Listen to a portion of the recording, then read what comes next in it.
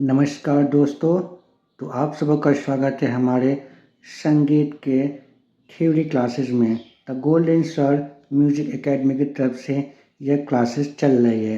तो जैसा कि मैंने बताया था, पिछले क्लासेस में मैंने पढ़ाया था भारतीय संगीत का इतिहास में पढ़ा रहा था। तो मैंने संगीत के बारे में थोड़ा सा संक्षेप में बताया था। आज मैं उस चीज़ को आगे की ओर बढ़ाता हूँ क्लासेस को। तो यहाँ पर देख सकते हैं धार्मिक दृष्टिकोण के बारे में पढ़ाएंगे। तो ब्रह्मा ने संगीत का निर्माण किया। ब्रह्मा ने शिव को उसका ज्ञान दिया। मतलब कि सबसे पहले ब्रह्मा ने संगीत का क्या किया? निर्माण किया। निर्माण करने के बाद ब्रह्मा ने शिव जी को उसका ज्ञान दिया तथा शिव ने सरस्वती को, और सरस्वती से यह ज्ञान नारद को मिला। अब सरस्वती जी शिव जी ने किसको ज्ञान दिया? शिव जी ने दिया सरस्वती को, और सरस्वती जी से ज्ञान किसको मिल गया? नारद जी को मिल गया।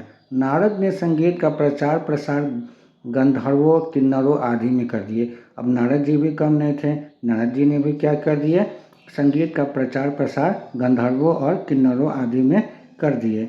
शिव ने पूर्व, पश्चिम, उत्तर, दक्षिण तथा आकाश की ओर के अपने 5 मुखों में से 5 रागा भैरव, हिंडोल, मेघ, दीपक तथा श्री राग बनाए तथा पार्वती ने छठा राग कौशिक उत्पन्न किया।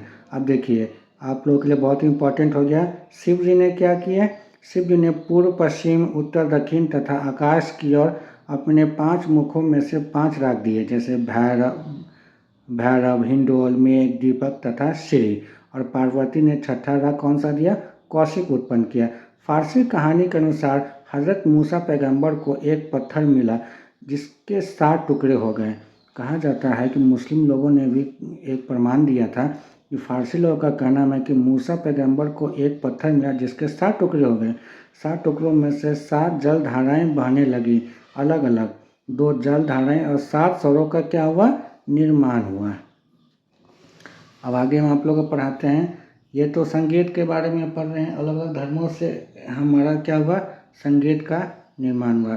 अब हम पढ़ेंगे आप लोगों के बारे में पक्षियों से संगीत की उत्पत्ति। पक्षियों से भी संगीत का उत्पत्ति हुआ। तो पंडित दामोदर संगीत की उत्पत्ति पक्षियों से मानते हैं। जैसे एग्जाम्पल में देखिए, मोर से क्या बना? सा, चातक से रे, बकरे से ग, कौवे से म, कोयल से प, मेढक से ध तथा हाथी से नी स्वरों की उत्पत्ति बताई गई। ये सब कौन बताएं?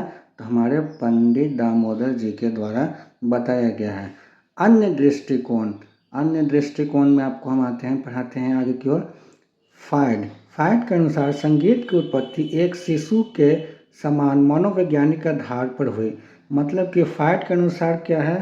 फ्रायड के अनुसार दिया गया संगीत की उत्पत्ति शिशु का समान मनोवैज्ञानिक आधार पर हुआ। जिस प्रकार एक शिशु हंसना रोना अपने आप सीख लेता है, उसी प्रकार संगीत का विकास भी मानव में मनोवैज्ञानिक आधार पर हुआ। जेम्स लैंग के अनुसार भी हमारा दिखाया गया, पहले मानव ने बोलना तथा चलना सीखा, फिर धीरे धीरे क्या किया? क्रियाशील होने पर उसके अंदर संगीत स्वतः ही उत्पन्न हो गया। कुछ विद्वान संगीत की उत्पत्ति ओम से मानते हैं। बहुत सारे विद्वान क्या होते हैं?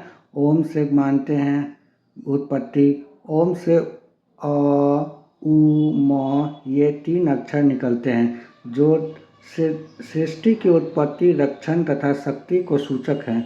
इस प्रणव में 3 गुणों की शक्ति है। इसी कारण प्रणव को हर्ष, दीर्घ और प्लुत स्वरों की सहायता से ही उच्चारित किया जाता है। वेदों में भी वर्णन किया गया है कि ओम से ही स्वरों का निर्माण हुआ। वेद में भी क्या दिया गया है कि ओम से ही स्वरों का निर्माण हुआ। मानव को संगीत का ज्ञान अन्य सभी कलाओं से पहले हुआ था, ऐसा माना जाता है। तो अब इस क्लास को मैं इतना ही रहने देना चाहता हूँ, क्योंकि ये फिर लंबी हो जाएगी क्लास।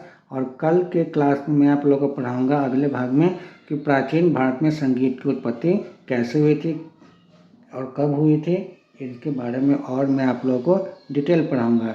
तो अभी हमारा चल रहा है क्लास भारतीय संगीत का इतिहास, तो इसको पूरा हम थ्योरी कंप्लीट करेंगे और फिर आपको आगे की ओर हम पढ़ाते हुए चलेंगे। पूरे जितनी भी संगीत EMRS KVS BPSC तैयारी फोर्स सबों के लिए ये थ्योरी क्लास है। तो जितने भी लोग हैं नए लोग हैं चैनल पर हैं तो चैनल को सब्सक्राइब कर लीजिएगा, ताकि आपको जितनी भी थ्योरी क्लास है हमारे द्वारा आपको प्राप्त होते रहेंगे।